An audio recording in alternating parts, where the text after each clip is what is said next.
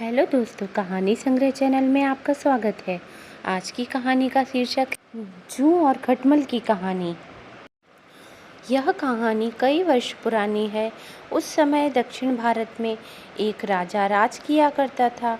राजा के बिस्तर में मंदरी सर्पिणी नाम की एक जूं रहा करती थी, लेकिन इस बारे में राजा को कोई जानकारी नहीं थी। हर रात राजा जब गहरी नींद में सो जाता तो जूं अपने घर से बाहर निकलती, बड़े चाव से पेट भरकर राजा का खून चूसती और दोबारा जाकर छिप जाती। एक दिन न जाने कहां से उस राजा के बिस्तर में अग्निमुख नाम का एक खटमल भी घुस आया। जूं उसके पास गई और उससे तुरंत वापस चले जाने को कहा। इस पर खटमल बोला, अरे जूं बहन, इस तरह का व्यवहार तो कोई अपने दुश्मन के साथ भी नहीं करता। मैं बहुत दूर से आया हूँ और सिर्फ एक रात तुम्हारे घर रुककर आराम करना चाहता हूँ।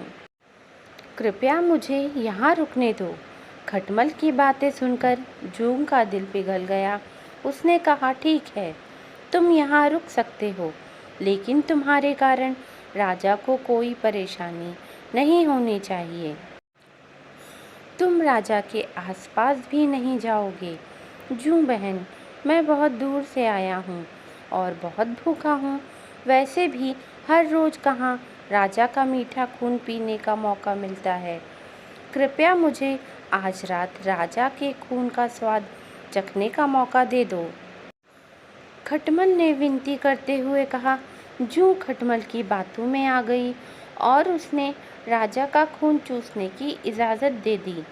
ठीक है, तुम राजा के खून का भोजन कर सकते हो, लेकिन उससे पहले तुम्हें राजा के गहरी नींद में सो जाने का इंतज़ार करना होगा।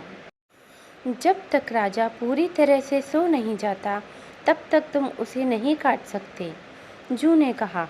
इस पर खटमल ने हाँ कर दिया और दोनों रात होने का इंतज़ार करने लगे। रात होते ही राजा अपने कमरे में आया और सोने की तैयारी करने लगा। राजा का शरीर बहुत तंदुरुस्त था और उसकी तोंद बहुत मोटी थी।